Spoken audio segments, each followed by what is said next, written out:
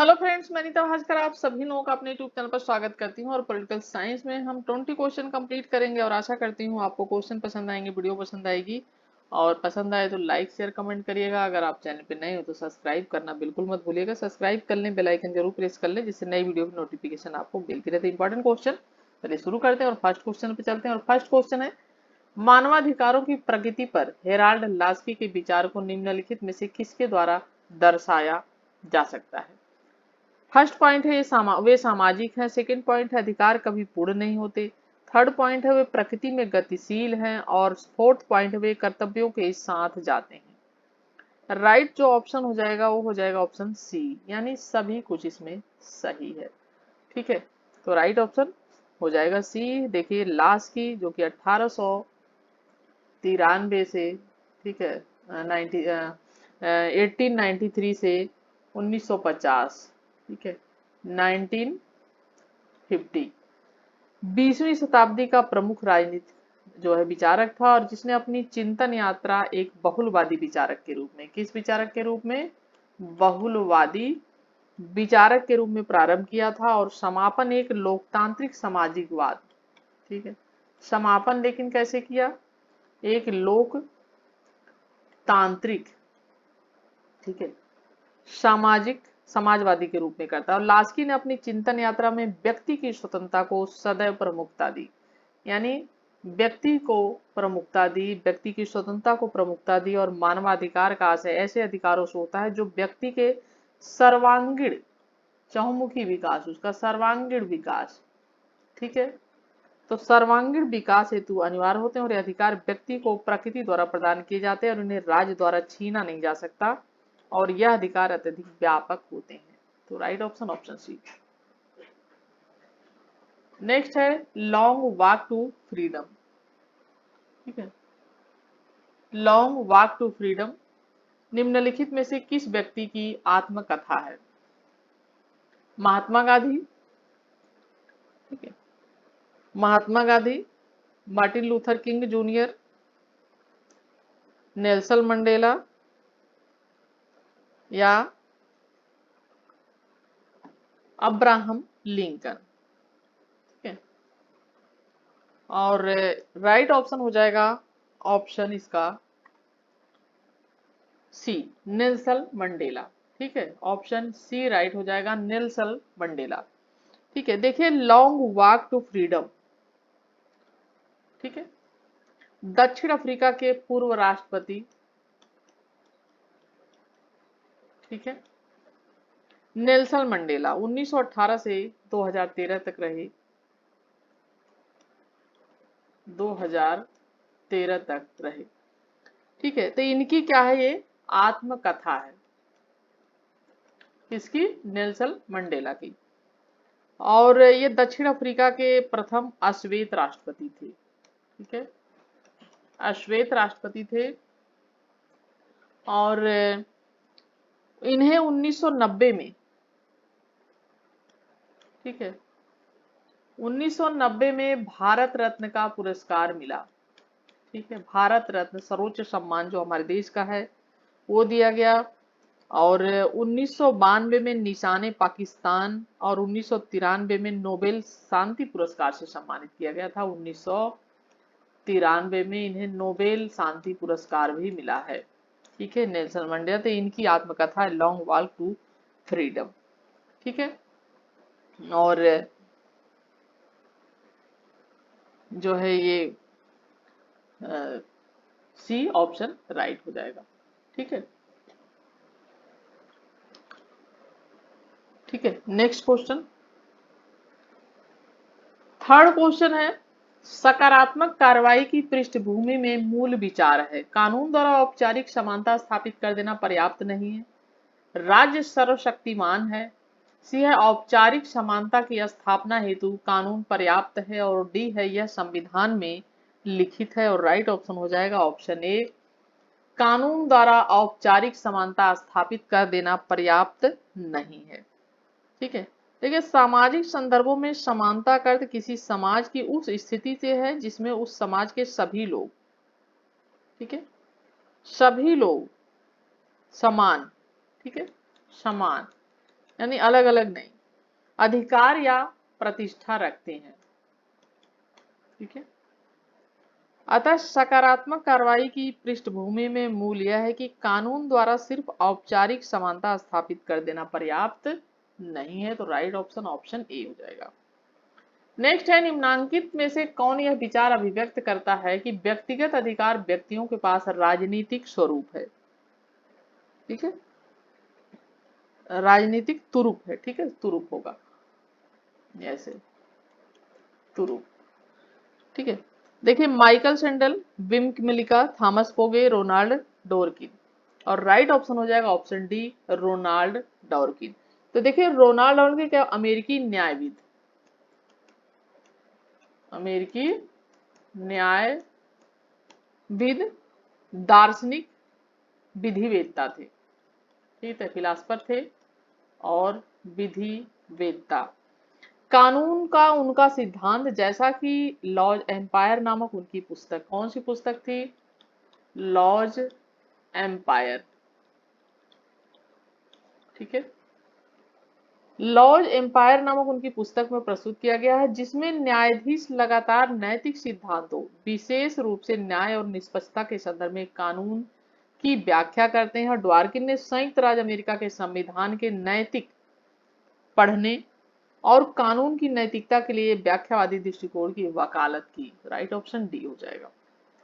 Next है, निम्नलिखित में से कौन सा सामाजिक न्याय के 10 सिद्धांतों में नहीं है। मानव मर्यादा, एकजुटता, शांति का विचार, राजनीतिक विचारधारा का प्रचार। राइट ऑप्शन डी हो जाएगा, राजनीतिक विचारधारा का प्रचार। देखिए सामाजिक न्याय से मतलब किसी के साथ सामाजिक, ठीक है, धार्मिक, ठीक है, और सांस्कृतिक आधार पर भेदभाव न किया जाए। ठीक है, भेदभाव न किया जाए और सभी के पास न्यूनतम जीवन स्तर के साधन होने चाहिए। यानी जो न्यूनतम जीवन के लिए जरूरी आवश्यक चीजें होती हैं वो उपलब्ध होनी चाहिए, खाना, कपड़ा, मकान आदि। ठीक है, रहन सहन का स्तर एक तरीके से न्यूनतम जो उनकी आवश्यकताएं वो पूरी होनी चाहिए। और शांति और सुरक्षा की व्यवस्था भी होनी चाहिए। संपत्ति का असमान वितरण ना हो, यानी संपत्ति का असमान, ठीक है, वितरण ना हो। जाति, वर्ण, नस्ल आदि के आधार पर किसी प्रकार का कोई भी भेदभाव ना हो। जबकि राजनीतिक विचारधारा का प्रचार सामाजिक मुद्दा नहीं है। राइट ऑप्शन डी हो जाएगा। ठीक है, नेक्स्ट है, पार्टियां निरपेक्षता की प्रवृत्ति के खिलाफ एक जांच के रूप में कार्य करती हैं, जिसे और किस रूप में भी जाना जाता है। तानाशाही, बोनापार्टवाद, बहुदलीय। राइट ऑप्शन हो जाएगा ऑप्शन ए, केवल 3, यानी बहुदलीय। ठीक है, केवल 3 यानी जो है बहुदलीय। ठीक है, ए। तो पार्टियां निरपेक्षता की प्रवृत्ति के विपरीत जांच एजेंसी के रूप में कार्य करती हैं, जिसे बहुदलीय निकाय के रूप में जाना जाता है। और जैसे संसद की संयुक्त कमेटियां होती हैं। ठीक है, इस तरीके से। चलिए नेक्स्ट है, निम्नलिखित में से, ठीक है, निम्नलिखित में से किसने women's role in economic development नामक पुस्तक लिखी है। थॉमस रॉबर्ट माल्थस ने, एरस्ट बोसरूप ने, ओलिविया एस मिचेल या एलिनोर ऑस्ट्रोम ने। और राइट ऑप्शन है ऑप्शन बी, एरस्ट बोसरूप। ठीक है, तो एरस्ट बोसरूप ने ये 1910 से 1999। और एक डेनिस, ठीक है, ये डेनिस अर्थशास्त्री थे। ठीक है, और उन्होंने जो है आर्थिक एवं कृषि विकास का उन्होंने अध्ययन किया। और उन्होंने विकास में महिलाओं की भूमिका पर, ठीक है, उन्होंने महिलाओं की भूमिका पर विकास में बहुत विशेष ध्यान रखा। ठीक है, ध्यान दिया। और women's role in economic development, ये इनकी पुस्तक 1970 में लिखी गई है। ठीक है, और राइट ऑप्शन हो जाएगा ऑप्शन बी। ठीक है, नेक्स्ट क्वेश्चन है, ब्रिटेन में लोकतंत्र लाने वाला पहला प्रमुख सुधार निम्नलिखित में से कौन सा है?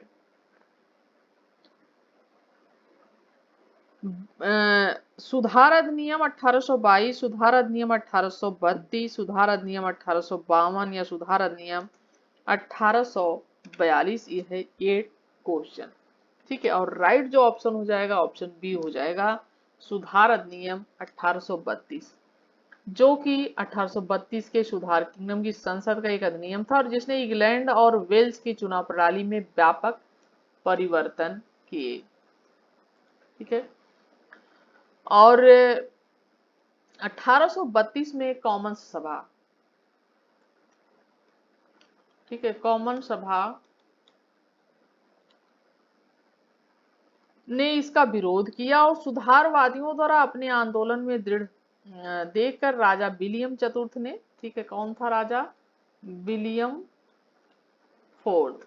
ठीक है, तो विलियम फोर्थ ने दबाव डालकर लॉर्ड सभा में यह प्रस्ताव रखा। ठीक है, लॉर्ड सभा में प्रस्ताव रखा और स्वीकृत प्रस्ताव स्वीकृत करा दिया कि इस प्रकार सन 1832 में पार्लियामेंट में सुधार के का पहला प्रस्ताव राज नियम बना।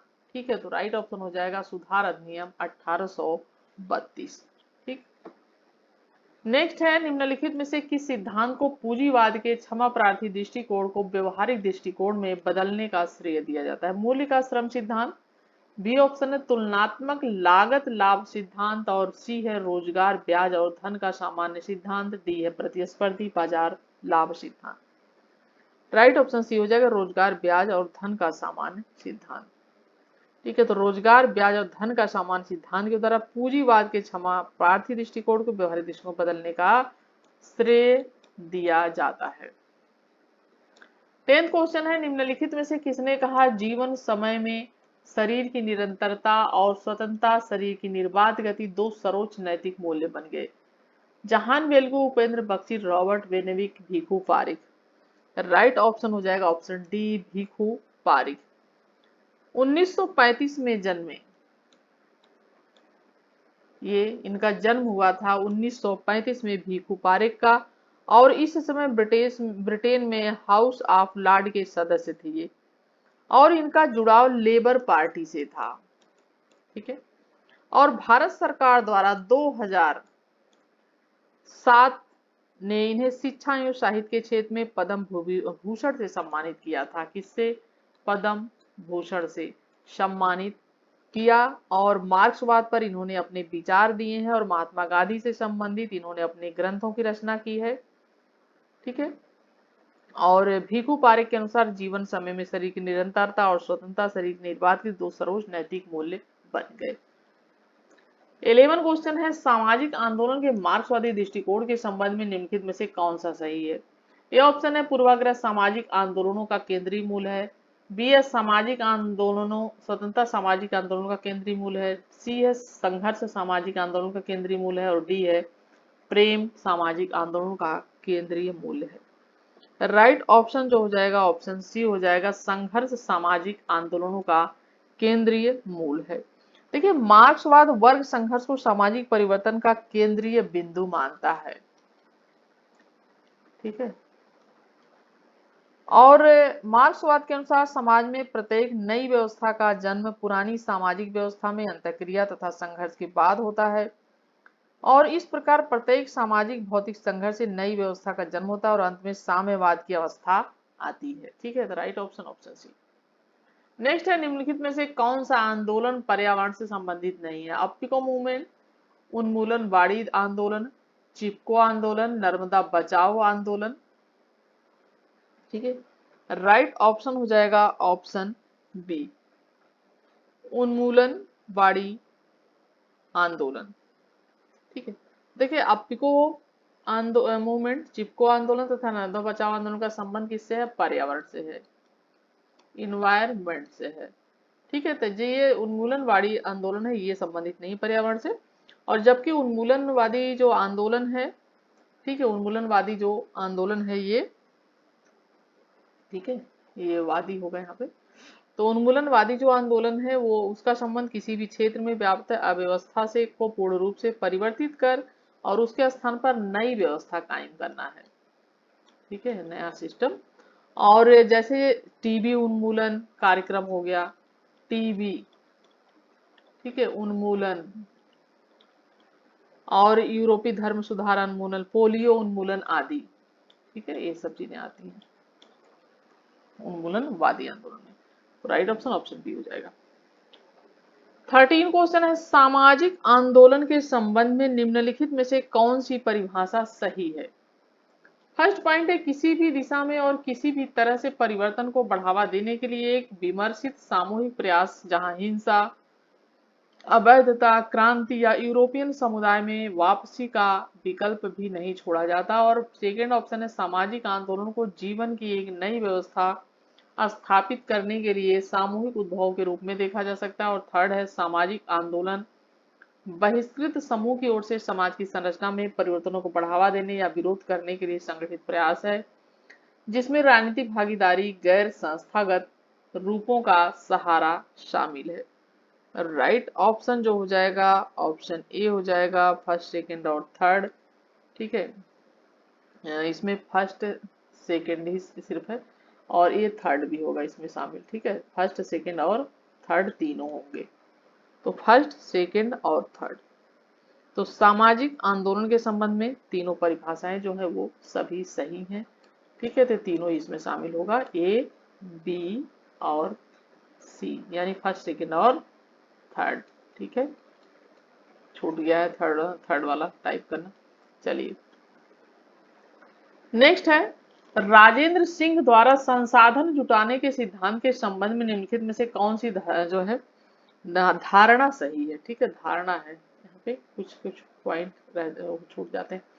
तो धारणा, ठीक है, धारणा सही है। पहला पॉइंट है, सामाजिक आंदोलन को सामूहिक कार्यवाही के संघर्ष मॉडल के रूप में समझ जाना चाहिए। दूसरा पॉइंट है, संस्थागत और गैर संस्थागत सामूहिक कार्यों दोनों में संस्थागत सट्टा संबंधों की, ठीक है, सामूहिक दोनों में सत्ता संबंधों की यहाँ पे सत्ता होगा। तो सत्ता संबंधों की प्रणाली में निर्मित हितों के टकराव होते हैं। ठीक है, यहाँ पे सत्ता। तो और थर्ड है, सामाजिक आंदोलन में प्रतिस्पर्धी समूह द्वारा हितों की तर्क संगत खोज शामिल है। राइट ऑप्शन हो जाएगा 1, 2 और 3, ऑप्शन बी राइट हो जाएगा, यानी सभी इसमें जो धारणा है ये, ठीक है, वो सभी सही है। ठीक है, धारणा देखिए, राजेंद्र सिंह उत्तर प्रदेश बागपत जिले, ठीक है, इधर दिल्ली के करीब पड़ेगा ये बागपत जिला। ठीक है, और जिले में डोला गांव के निवासी हैं। कौन से गांव के? डोला गांव के। और सिंह जी प्रसिद्ध पर्यावरण कार्यकर्ता के साथ जल संरक्षण के क्षेत्र में कार्य करने के लिए प्रसिद्ध हैं और उन्होंने तरुण भारत संघ, क्या नाम रखा? तरुण भारत संघ। ठीक है, 1975 गैर सरकारी संगठन के नाम से एक संस्था बनाई है और 2015 में स्टॉकहोम जल पुरस्कार से सम्मानित किया गया था इन्हें। और जो पानी के लिए नोबेल पुरस्कार के रूप में जाना जाता है, यानी पानी के लिए वो नोबेल पुरस्कार के रूप में जाना जाता है, जल स्टॉकहोम जल जो है ये जल पुरस्कार। ठीक है, और 2001 में रेमन मैग्सेसे पुरस्कार से सम्मानित किया गया था। और राजेंद्र सिंह द्वारा संसाधन जुटाने के संबंध में उपयुक्त तीनों कथन सही है। ठीक है, नेक्स्ट है, निम्नलिखित में से कौन सा सामाजिक आंदोलन का सही महत्व है। फर्स्ट पॉइंट है, कारखाने और उद्योगों में उत्पादन बढ़ाना। सेकंड पॉइंट है, वर्तमान राजनीतिक शासन का विरोध करना। थर्ड पॉइंट है, उस व्यवस्था को स्थापित करना जिसे वे आदर्श मानते हैं और समाज की समस्याओं को हल करने में सक्षम है। ठीक है, और राइट ऑप्शन हो जाएगा सेकंड और थर्ड दोनों सही, ऑप्शन सी राइट हो जाएगा। देखिए, सामाजिक आंदोलन का मुख्य उद्देश्य समाज में नई चेतना उत्पन्न करना, वर्तमान शासन में जो व्याप्त बुराइयां हैं, ठीक है, तो व्याप्त जो बुराइयां हैं उनका विरोध करना है।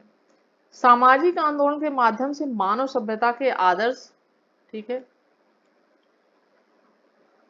मूल्यों की स्थापना की जाती है। ठीक है, मूल्यों की स्थापना की जाती है और वर्तमान बुराइयों को दूर किया जाता है। तो राइट ऑप्शन ऑप्शन सी हो जाएगा, सेकंड और थर्ड। ठीक है, ये नहीं है फर्स्ट। 16 क्वेश्चन है, निम्नलिखित में से कौन सामाजिक आंदोलन का घटक नहीं है? विचारधारा, कार्यक्रम, शिक्षा, उद्देश्य। राइट ऑप्शन सी हो जाएगा, शिक्षा। तो सामाजिक आंदोलन जीवन की एक नई व्यवस्था स्थापित करने के लिए एक सामूहिक प्रयास माने जा सकते हैं, जो भी सामाजिक आंदोलन होते हैं। ठीक है, स्पष्ट है कि सामाजिक आंदोलन का उद्देश्य समाज के वर्तमान जीवन में कोई न कोई परिवर्तन लाना है, इस तरीके से। ठीक है, और बेंडल किंग के अनुसार सामाजिक आंदोलन में 5 मुख्य तत्व होते हैं: लक्ष्य, विचारधारा, सामूहिक संश्लिष्टता, संगठन और स्थिति व्यवस्था तथा कार्यविधि। और राइट ऑप्शन जो यहाँ पे है, सामाजिक घटक नहीं तो शिक्षा नहीं है, अतः शिक्षा सामाजिक आंदोलन का घटक नहीं। ठीक है, राइट ऑप्शन सी हो जाएगा। नेक्स्ट है कहावत, वर्ग वर्चस्व कभी भी विशुद्ध रूप से आर्थिक या विशुद्ध रूप से सांस्कृतिक नहीं हो सकता, किसके द्वारा कहा गया है? Ralph Miliband, A R. Desai, Karl Marx, G S. कुरियर। राइट ऑप्शन हो जाएगा ऑप्शन ए, रॉल्फ मिलीबैंड। तो रॉल्फ मिलीबैंड 1924 से 1994। ठीक है, 1994, 1994। एक प्रसिद्ध ब्रिटिश समाजशास्त्री थे ये, ब्रिटिश समाज शास्त्री थे।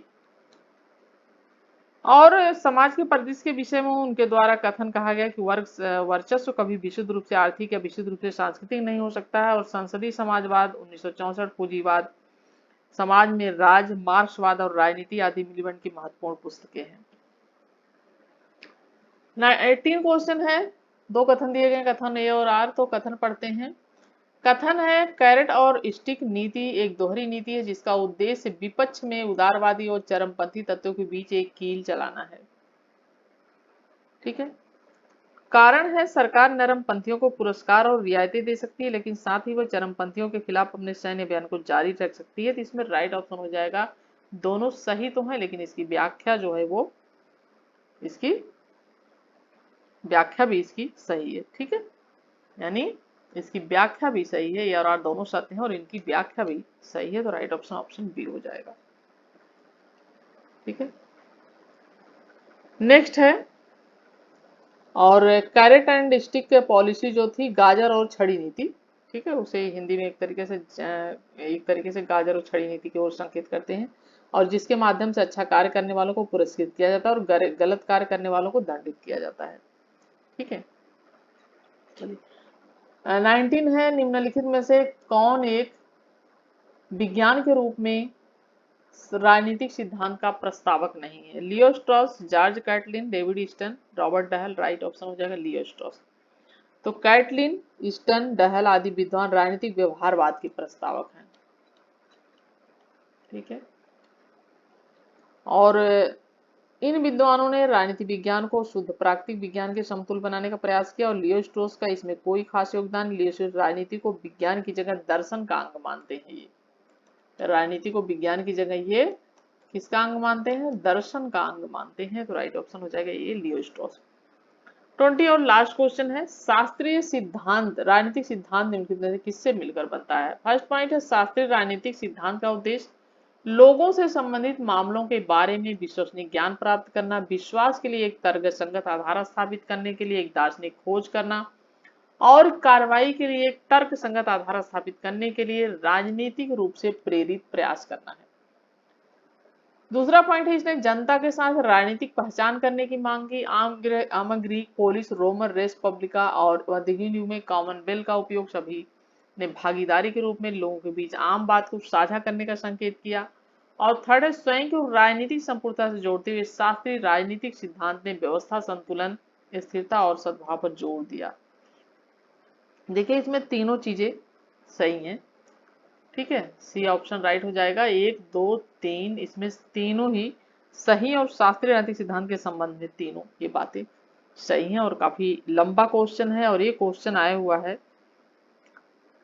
DSSB में और PGT में, ठीक है। DSSB इतना लंबा क्वेश्चन है देखिए, और पीजी इसमें DSSB PGT में आया हुआ है ये। और कब आया है ये? लेटेस्ट क्वेश्चन है, 4/7/2021 का पेपर है ये, ठीक है। तो इसलिए मैंने क्वेश्चन ले लिया था, और कि ऐसे ऐसे क्वेश्चन भी पूछे जाते हैं। और आशा करती हूँ वीडियो आपको पसंद आई होगी, और पसंद आई तो प्लीज लाइक शेयर कमेंट करिएगा। चैनल पर अगर आप नए हैं तो चैनल को सब्सक्राइब करना ना भूलें। और आशा करती हूँ वीडियो आपको पसंद आई होगी। Thank you for watching video.